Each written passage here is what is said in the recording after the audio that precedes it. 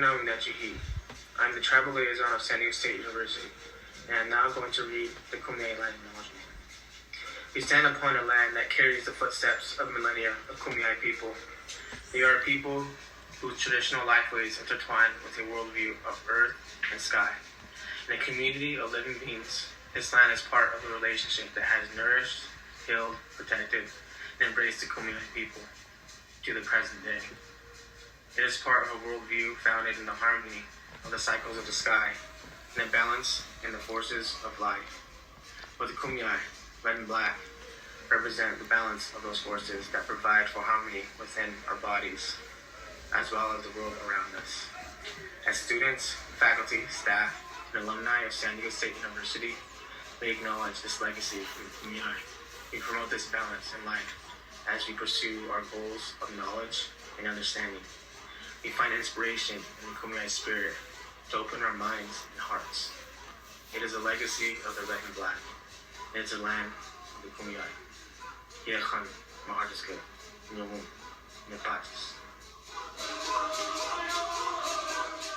Hello, my name is Mary Floden. I'm an artist, teacher, and writer. While doing research for a story concerning the fragmentation of California mountain lion habitat, I became aware of the Kumeyaay people, who are stewards of ancestral lands that encompass much of the remaining open space still accessible to mountain lions of Southern California and Baja, northwest Mexico. In April 2022, in the hope of learning about and perhaps meeting some of the Kumeyaay people, I traveled from my home in Santa Cruz to San Diego County. I attended a Pow Wow and cultural events at San Diego State University, toured the Kumeyaay Museum in Balboa Park, visited the Sycuan Cultural Center and Kumeyaay Community College, and explored the Imperial Valley Desert Museum. The Kumeyaay have always lived in the region that is now divided by the U.S.-Mexico border wall. Beginning with the Spanish invasion of 1769, continuing through the Mexican period, and on through the American period, the Kumeyaay have been forced off their ancestral lands. During the early 20th century, elders such as Delfino Carrero, who were unaware that their traditional lands had been severed by political boundaries, traveled south as was customary to visit family, and were never allowed to cross back into the U.S. At present, nearly all the Kumeyaay lands and water rights have been taken into private ownership or made U.S. government holdings.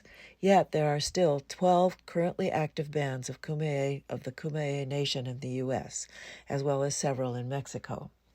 Martha Rodriguez, a tribal member from San Jose de la Zora and a San Diego State University student, states, "The great Kumeyaay Nation has faced 4 waves of genocide. We are still here, strong as always, on both sides of that imaginary to us border. Our roots are deep in. No wall will separate our families. We are not illegal in our homeland. The Kumeyaay are the original people of this land since time immemorial. These are our homelands where our ancestors are. They deserve respect and protection. No more desecrations to our ancestors or to Mother Earth. We are not a conquered people or museum relic or someone's mascot." During my time on the Kumeyaay land, I was fortunate to become acquainted with numerous members of the Kumeyaay community who generously shared their time, wisdom, and friendship. In gratitude and appreciation, I have put together this video. May all beings benefit. Yehun, my heart is good.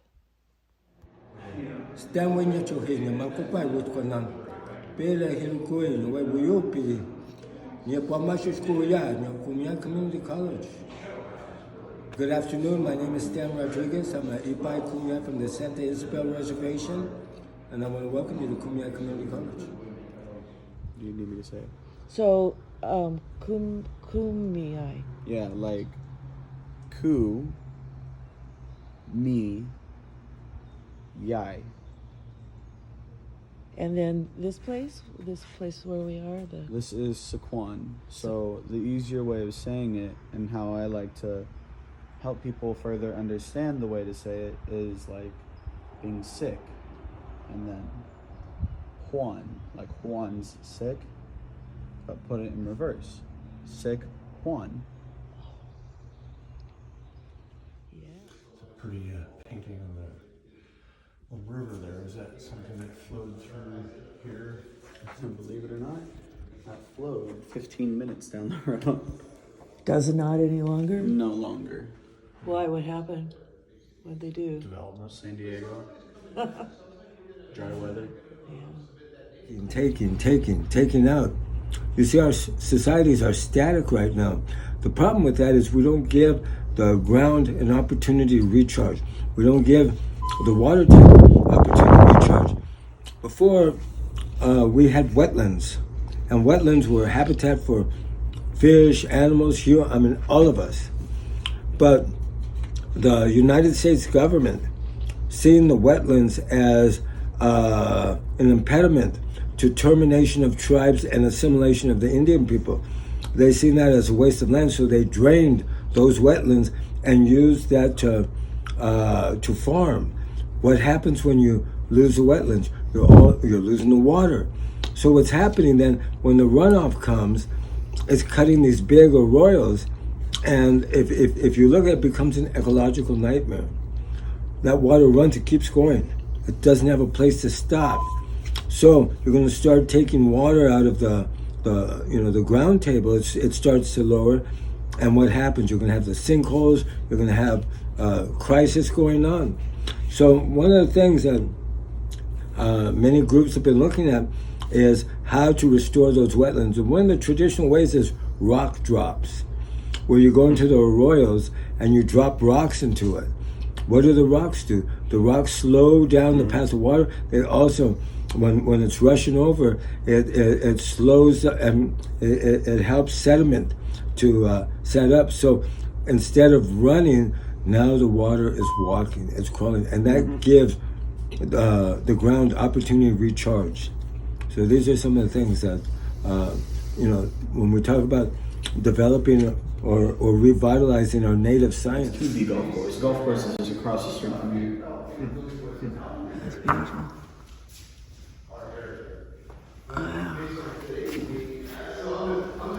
While we're done with the stakes, bundle them up. And because of the air trapped inside, and buoyancy would be enough to carry 1 or 2 people, depending on the size of how much and how tightly wound it is. So obviously they would be bigger than this one because very. a couple people. So this one I was actually here for. This is the day we actually received the lake. Received the Same day lake? that we took that picture. What? And how do you mean received the lake? So we have allotted and trusted land, Uh-huh. and this became ours. Time on end. So the people holding the course. Hi. I love that picture. What we know as bird singing. Oh. This is Lujon, Leroy. He was my teacher. This is me when I was a little bit younger. My cousin John, he's the chairman for the Viejas band. You got my oldest elder, George Prieto, right here. You can see him right there. He's 91 years old now. He's our only fluent speaker we have here at Sycuan. So we just did a language immersion class recently. My goal, I've been doing we already know what the needs and wants are from our people. I've been doing an assessment, so what we want to do is... So your name is Jamie? Yes, Jamie LeBrake.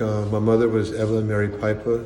I'm with the Sycuan band of the Kumeyaay Nation, and actually the director here at Sycuan Cultural Center.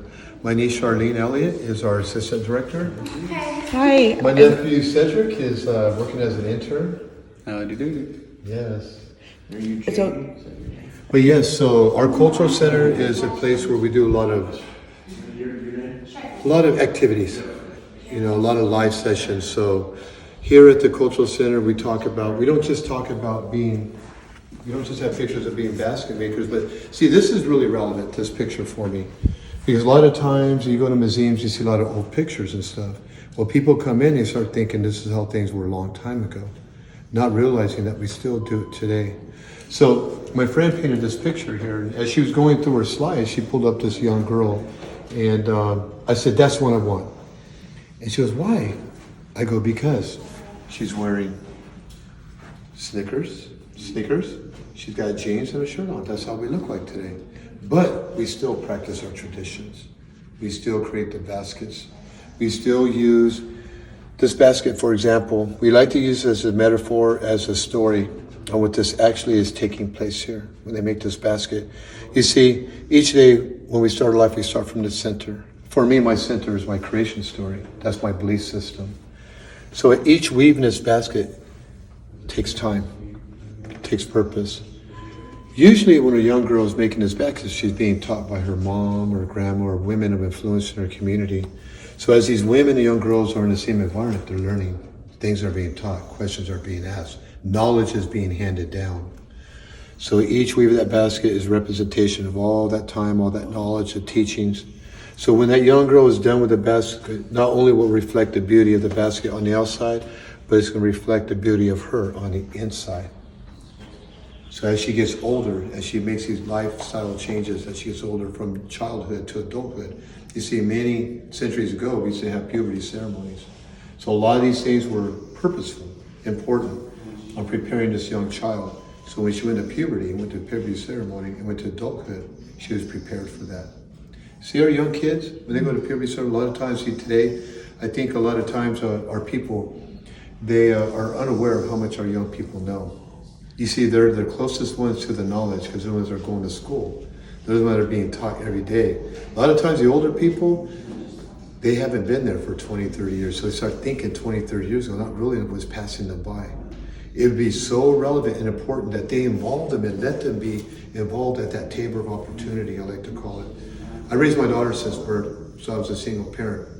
And as she got older, I was very hands-on parent.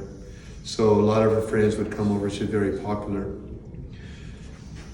When they heard me speak my language and my songs, they got very interested in saying, Mr. Lobrick, what are you saying? Or, what are you saying? My daughter at first said, Dad, no, Jadine, we really want to know. It intrigues us. So I started to share. So we sat down at a table, and they would all sit around the table like this. Not just one or two. Sometimes I had 8, 10 of them there in my house. And we would share this knowledge. I would share who I was as a human being, as a Kumeyaay man. And then as they would leave, I said, okay, Miriam, Ted, you guys have a good day. Good to see you, Capri. I go, Jamie, you only know them by their name. You haven't asked them about them yet. So I said, do me a favor, go home and ask about your beginnings, who you are. Go find out go live, visit your grandmas and grandpas, your mom and dads, find out who you are. Bring it and share it with me. Because that's what life's all about. It's giving and sharing. See, I was sharing, but I wasn't asking for their share back. So now all of a sudden we were sharing, and we sat through 2 elections. It was really neat because they're sharing about who they were, got excited, and they're 14, 15 years old. And so we sat through 2 elections, they're sharing their culture, their beginnings, and all about who they were as people and their history. And then we created a bond. Now, not only did we have a table of opportunity to share, now it turned into a collaboration of mind setting. Now I was respecting their minds and what they knew, and they respected me back. Now we had a collaboration of effort. Now we're learning how to network. Now we were talking about issues in their schools or in their lives, and we were finding ideas and resolution to each and every one of them. And that's when I knew those kids were very intelligent people. And then the real data came forward. Then they started saying, oh, no, Mr. LeBrake, this is what's going on in our schools. And I go, a lot of people don't know that. They go, yes, well, no one listens to us. No one listens. It's always this, never this. They always point their fingers, but never say. So we just tell them what they want to hear. And then the best thing, though, was the ideas that were forming at that table. Now not only are we finding resolution to issues, but we're bringing plans to bring to fruition great ideas. Now these 14, 15-year-olds, when they were 17, 18, now they're sharing everything. And it was really great because, like I said, we're sitting through a couple of elections, and we're hearing the politicians and their spill and their platforms, and they're talking a lot of stuff, and I realized they were listening to it. I go, well, what's your idea on that? And they started to share their ideas. Whether it was the opiate crisis or was it the 3rd trimester abortion, they were talking about that. But I was hearing these young girls have very prominent, excellent opinions on that. And they were different, but they never argued. I sit on many organizations with a lot of people, and I had to tell people, I said, sometimes I have better meetings with these young ones. You see, they're not our future leaders. They're already our leaders. We just have to, if we're going to define our future for us. They're already leaders, but we just don't know that because we haven't tapped into that resource. We're not even replenishing their wow system. We're not teaching them our life lessons. Because life, as we know, comes in 4 stages. Infancy, adolescence, parent, and elder stage. Each one is relevant in that circle of life. But yet we haven't tapped that most important one, I think. That's the adolescence. Because a lot of work that we do a lot of youth empowerment programs. We do a lot of youth activities. They're very, very good. But these young kids, they're the ones that they're going to look up and want to be like. They want to look like them. They want to eat what they eat, the same music, because they're the mentors. They're the role models. Uncle Jamie could say, they're going to like Uncle Jamie, but they don't want to look like me. Gray hair, wearing boots. I don't fit their style. That's why in here at the Cultural Center, we really push on preservation is action. Preservation is actually teaching these kids, because if we don't teach them, if we don't involve them or see the importance in who they are and how they can preserve our culture if they're not taught that. So the whole goal idea is here is having these collaborative mind settings, providing the tables for opportunity, and learning how to network and extend your perimeter. Most important thing that I try to teach kids, extend your perimeter to be more inclusive. Because once you extend your perimeter, then you'll see all those valuable assets that are out there. You can't be like this. You got to extend that. So when you extend your perimeters, all of a sudden your horizon broadens, right? And your universe expands. And once you get that, then it all, because that universe that's out there in the skies is between your ears too. We all have it. We all have that star system right within us. And that's what we really do here is try to teach that and incorporate that. And you know what? Earlier I was sharing you with that school. This is what I would like to do. Would like to see be taught, not just the Kumeyaay people, but anybody, any human parent or parent out there that would embrace these different ideas. Because as you can see today, there's a lot of things that are far left, right? And a lot of things are far right. They are so strong that they even identify as that, the left and the right. Where I'm saying, no, let's bring the left in right here. And let's bring the right in right here where it belongs, together. Let's weave that knowledge. Let's be one again. Let us bring it to the center of the universe. And let's share that energy. Because at the end of the day, to be human is who we are. Leave your names at the door. Leave your titles at the door. That's our goal here too. When you come in, you bring your human spirit. Let's be equal. Because why? A human spirit don't have color. And it doesn't have ego. It has nothing but love. And we all know that. Every child that's born in this world, that's all they want is love, and be loved. But as they get older, they become entangled in a lot of the messes that are out there. Our goal here is how do we untangle that mess? How do we get back to how it was meant to be? Because that's what our Creator gave us. Our Creator gave us the language and the songs, everything. And He's told us this is meant to be shared. To be shared. The songs came because the ceremony was being done. We didn't have songs. So they came out, He asked for the songs, and the songs came to us to that ceremony. Everything we do in life, the moment we light that sage, it's a ceremony. The moment that we can shift our balance to be more equal, that's ceremony. You can't have ceremony if one's above the other. You'll just one right by each other. But when we're equal, you can have ceremony. That's how we join our efforts. That's what we do here. I believe that the Kumeyaay people have an expression, "My heart is good." Yes. Good? Could you say that again? Iyeyachan means my chest has no pain, as my elder would tell me. What lies in your chest is your heart. Halka, one of the elders I know, Sam Brown from Bay House, one time he explained it to me. Jamie, it's 3 parts. Ha, Alka. Al is your fire. Ka means to continue. Ha, yes, may your spirit continue. Iyeyachan means, so I love it because Halka means, if I address you by saying Halka, it means I care about who you are, what you're doing, how you feel. May your spirit burn bright. That's what I'm saying to you. May your spirit be bright. Iyeyachan, it means thank you, but it means my chest has no pain. So when we're done, we hope that we leave better, feeling better. Mm-hmm. Would you take just a minute to explain again your plans and goals for a school? Oh yes, I would love to have our language, our songs. There's so many things that we can do. Healing circles, bringing in the plant world into the children's experience. And not just even the children, but I would craft it in a way where the parents would be involved in the children's lives too. So there would be, you know, the hours might be a little bit different than the normal 8 to 3. I think sometimes we get stuck on that. We eliminate a lot of the parent participation. Now, is there an existing public school that's for the tribe here? Well, we have a public school called Dehesa School here. And maybe we could bring in more curriculum, but my idea of indigenous, you know, a lot of times I think that we have disconnected ourselves, you know, from our beginning.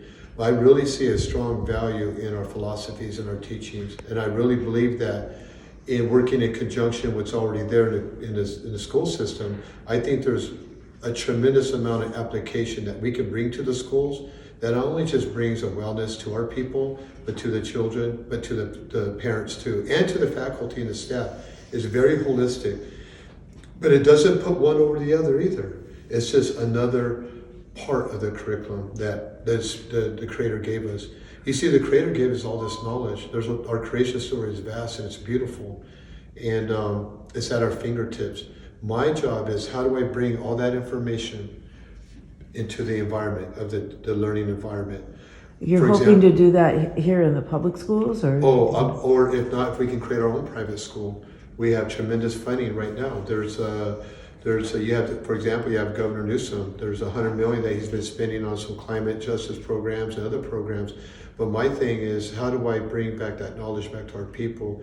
How can we apply for some of those appropriations to help offset what happened? I'm going to say something. I want to say something, and I hope I don't offend nobody. And if anybody who sees this, please hear my voice, because I mean this in the best way. Right now, we all know there's something happening across the seas. There's a war that's taking place in Ukraine. And I hear a lot of people talk about these war crimes that have been committed upon these people, and that there's action to be taken. Yes, the children are dying. It's an atrocity. People are dying. War is an atrocity. And I too believe that something should happen. I'm glad there's aid. I'm glad there's effort going out to help them. But I just want to share something. What you're seeing happen over there happened to my people too. And it happened over a longer period of time. I'm talking about the residential schools, the boarding schools, the first wave of violence that approached our people here, not just here, but south and over Tiana Islands, all the way south to Guatemala, Nicaragua, here in Kumeyaay lands, up north. Those crimes were exacted on my people too. So what I'm asking for is the understanding of why these schools are important, and why these appropriations and these monies need to come and be allocated back to our people. Just like the same interest you're showing for the people over there, I only ask that there's fair judgment for our people. Because we're still, like my teacher, Sam Rodriguez, would say, when they came, they broke our sky, the clay pot.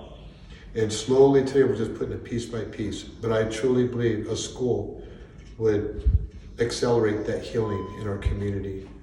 And I've done a lot of tours with young kids from the outside, and I'll mention one. There was elementary, high-tech elementary. Third graders came here, and they ran through here, and I shared this with them. And I asked them to find their culture. 2 months later, they called us up, me and Martha Rodriguez, who also works here and does our programs too. We went down there, and they actually, above one of the doors, they spelled Kumeyaay in broken pieces of pottery. These third graders in the school. And each one said words like love and strength, peaceful. It was beautiful, and it melted my heart. And in the classrooms, they talked about, they had helka, and what it meant, may the fire burn bright, and they had water is life. But the most important thing that they had, and we could have been rock stars here, it was really beautiful. They were tugging on us and grabbing me and saying, please come here, Mr. LeBrake, we want to show you something. Every one of those students wrote their culture. And they had it at their table, they had like a 3-wall type thing, and each one had their, they went and studied their cultures. I asked them, go home and ask your grandma, and they did. I want to share something with you. Come here. We are, because I asked them to figure out who they were too. So what they did was they took a little bit out of their three. They took a sentence out and they added all these kids. So I love it. So We are Mexican Americans, happy to be in both cultures, eating menudo, tacos, and salad. These are coming for third graders. We are presents of Christmas, the colorful wrapping paper getting all over the place, surprised by the stuff that we get. We are the grandchildren of loving grandmas who took care of us when we're sick, then tuck into bed. We are the children of hardworking parents helping us with our homework, because a lot of it was connecting them back to their families, their mom and dads. Because it was so beautiful that the parents, the school, when they got here, they didn't have busing, so they had to use their car, so they carpooled, so a lot of parents were here. And I asked for their permission. Do you mind if I share some of this? Can I share a prayer? Can I share some of this with who I am? And they let me run with it. The interaction I had with the kids was so beautiful that the parents, some had tears in their eyes, how they were just interacting with her. So here we go. I love this one. We are descendants of soldiers who bravely fought in the dangerous Vietnam War. We are Spanish speakers using a different language with our families and others. We are Day of the Dead, famous for our Mexican culture, beautifully creating altars for the ones who have passed. Who else do we have? We have different people from different areas. We are descendants of ancient Aztecs who bravely led their villages. We are tacos cooked by our fathers filled with warm, juicy carne asada. We are trips to New York and New Jersey, riding the train and feeling the cold air while visiting family. This is beautiful. This is why school's so important. Because when we learn to interact with the children, connect with them, right, through our language and songs, this is what comes to fruition. They want to give back. And they didn't know me. This is the first time I ever met them. But we knew we were on something when I told them, like I said I was sharing with my daughter's high schoolers. Well, these were third graders. And I said, next time you come here, I want to be on your side. I want you to teach me your culture. That's how it started.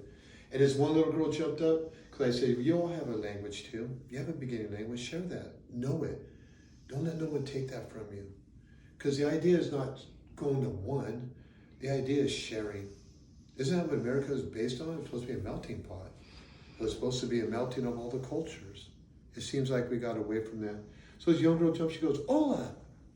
I knew what it meant, but I pretend I didn't. But she goes, oh, she had a big smile on her face. I'm like, what's that mean? She goes, it means hello. And it was just beautiful. And they all took off and they all left, and we got that call 2 months later. And this is what they provided. They did their homework. As when you're reading that, you can tell they're talking grandma, grandpa. It's in their words. It's in their words. Yeah. Praying and stuff like that. And listening to other people. A lot of my ideas are not my ideas. I'm just a conduit of a lot of other people who share these same ideas, And it's their legacy that I try to keep warm right here in my heart. So a lot of what I address or I share with the people I come here is just sharing what my teacher has taught me. It was taught me. So I enjoy the work. I enjoy being, I enjoy sharing the stories and truly remembering our ancestors. Thank you. So Kumeyaay Community College is the only tribal college in California that offers an accredited associate's degree program. This is something that we're very proud of over here. And now that we have that, we're working on developing an accredited bachelor's program. So this is something, how we can service our target population, which is the Kumeyays, here in San Diego. And we're also working to develop a sister institution, a sister school with our counterparts in Baja California, Mexico, working with the UABC, Universidad Autónoma de Baja California. So these are some of the things that we want to, bring to our communities or reservations and urban communities. Now, with that said, our classes at Kumeyaay Community College are offered to all people, not just Kumeyaay, but non-Kumeyaay. About half of our student body is non-Kumeyaay, and they enjoy taking the classes, they enjoy learning, and we do some things. She's from the San Jose de los Oro reservation.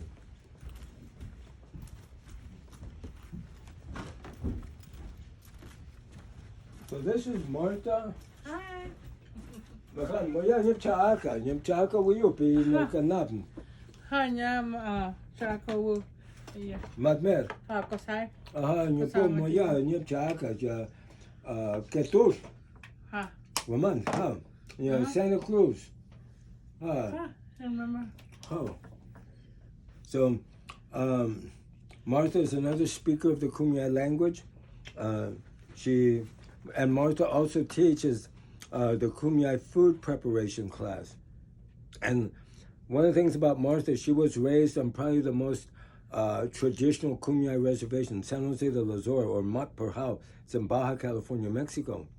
So she learned how to make baskets from her mother, grandmother, and great-grandmother. Her great-grandmother spoke no Spanish, just Kumeyaay. Her grandmother and mother spoke Spanish as a second language, Kumeyaay as the first language. So Martha's trilingual. She speaks Kumeyaay, Spanish, and English. English is her third language. And Martha just finished getting her associate's degree in Kumeyaay studies, and she is getting ready to graduate this May at San Diego State with her bachelor's degree. So I just wanted to brag about Martha a little bit. Oh. With that. Congratulations. Thank you. And there's a certificate there. She got a certificate in Kumeyaay. Oh yeah, that's no, that one is the University of Berkeley for some Native American Museum studies we did over there. And then up here, Martha was invited by the Smithsonian Institute to put on presentations for 3 weeks In Washington D.C. in Washington, D.C. So here in Kumeyaay Community College, what we have been doing is we've been working with our counterparts in Baja. And again, as I said before, developing a pedagogic system that supports Native culture, Kumeyaay culture, and also working to bring success stories onto Kumeyaay students from the various reservations. So these are some of the things that we're doing. One of the things that we did, remember I told you there's 31 people who still speak the language out of 4,623. Well, what we did, the first part of January, we had a language immersion, a 1 month of language immersion, which was 8 hours a day, 5 days a week for 1 month. And the goal of it was upon successful completion, the students or the participants would be able to use the Kumeyaay language in conversation for at least 1 hour. All of them were able to successfully do it. So things like these, we're not focused on literacy, we're focused on fluency. And then bringing out the arts. And you as an artist, you know that, you know, what comes out, you know, the expression is also expression of society, and it's expression of, you know, social patterns, belief patterns. All of that is, you know, encompassed in what we do as artists. And when you were talking about, you do art that incorporates what you have with Japanese art, and you know, it sounds like you're a very accomplished artist. Have you ever ground your own clay? Some examples of clay pottery, desert clay pottery, that we're teaching the students.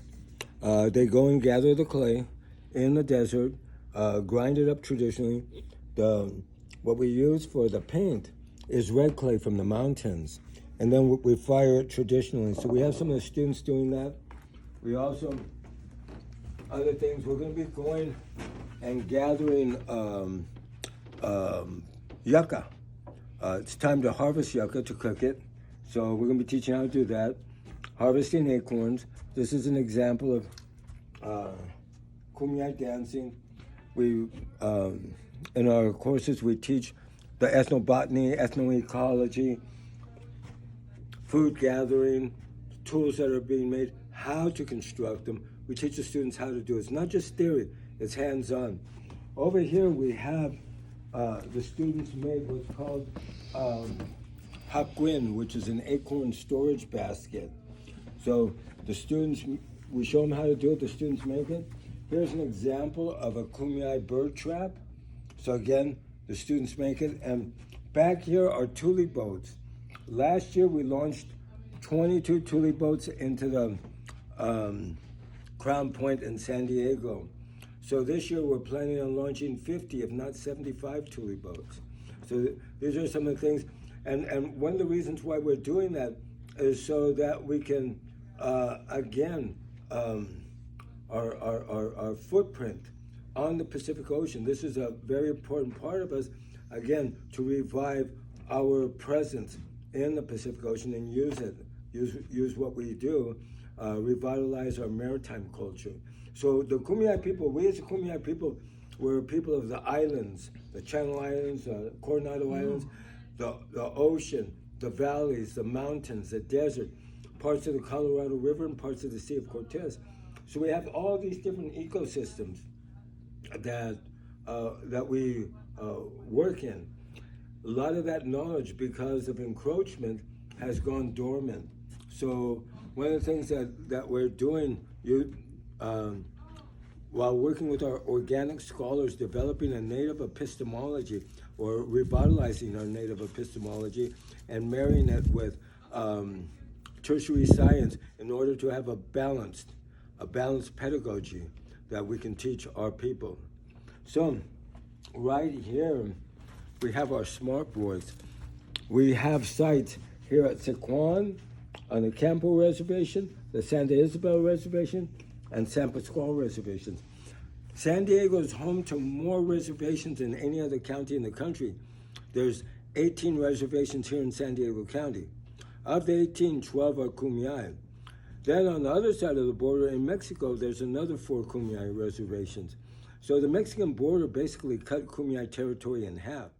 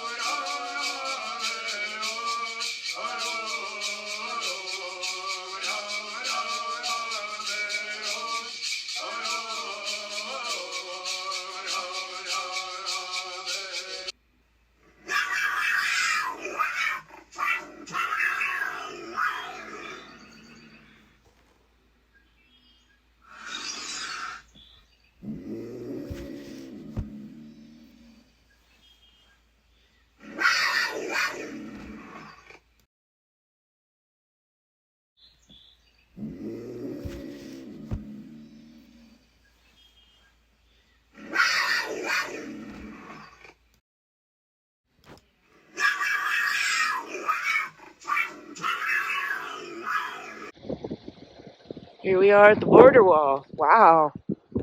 Drive right up to it. It's very, very, very windy here. Just right outside of Jackson. It's off of Old Highway 80. We just noticed a Border Patrol car pulling out of this road onto Old Highway 80. And so we thought we would just drive right up and really feel the wall.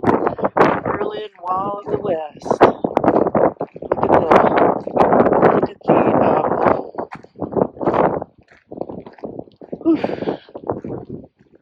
Here's the sign. I think I'm authorized. Whoops, there's a guy up there. So, get hassled here. Hope we don't get arrested. Wow, look at that.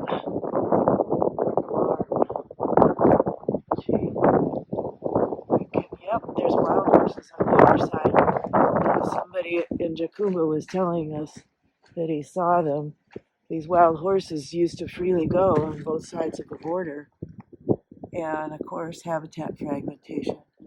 So they can't roam their full range now. Oh, wow.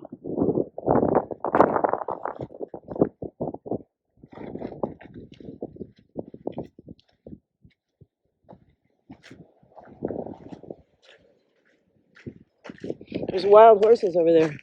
See it? Yeah. Well, at least I see one.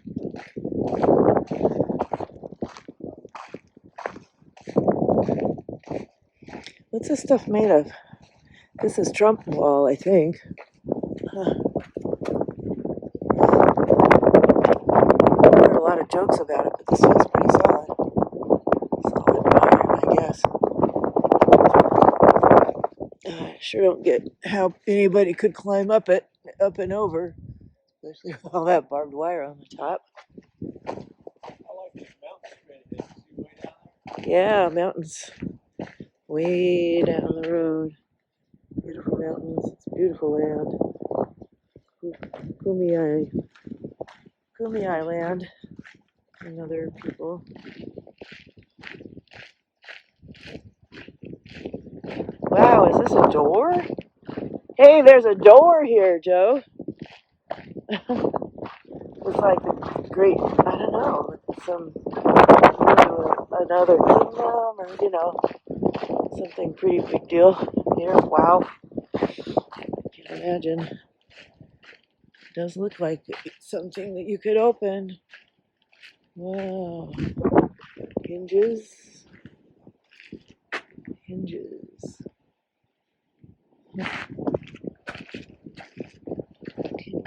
Hinges. Slings open.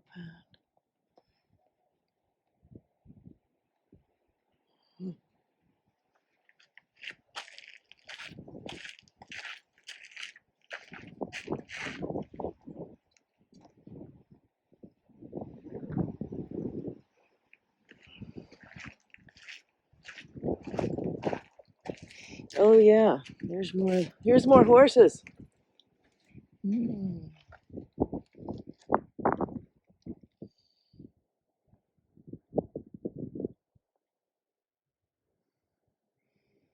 Beautiful. I'm sorry you got locked out of your range. You look pretty content though.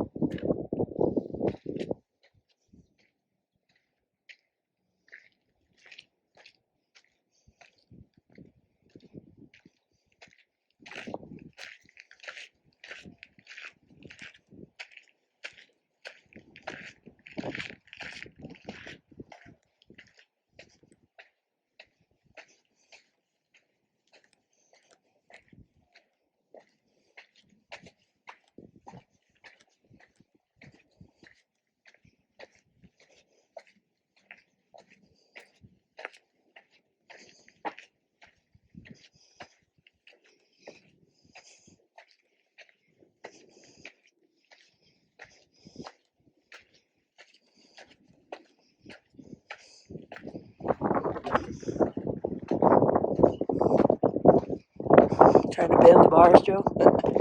Just kidding. Yeah.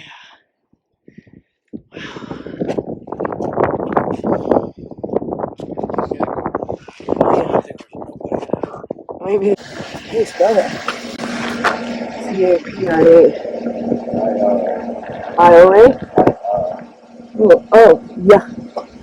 Katia. Ah, right. You have a pretty heavy duty job there. Wow. Jeez. How long have you been doing it? Oh. Has it mostly been peaceful? Oh, yeah. That's good. Yeah.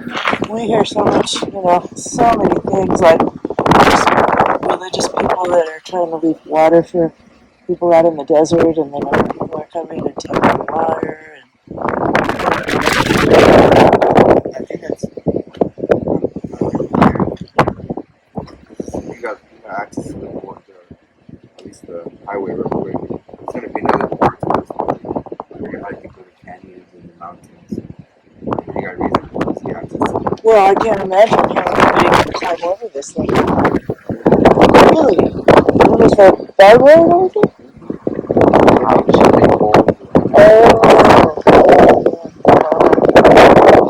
Do you have to catch people, and how does that make you feel?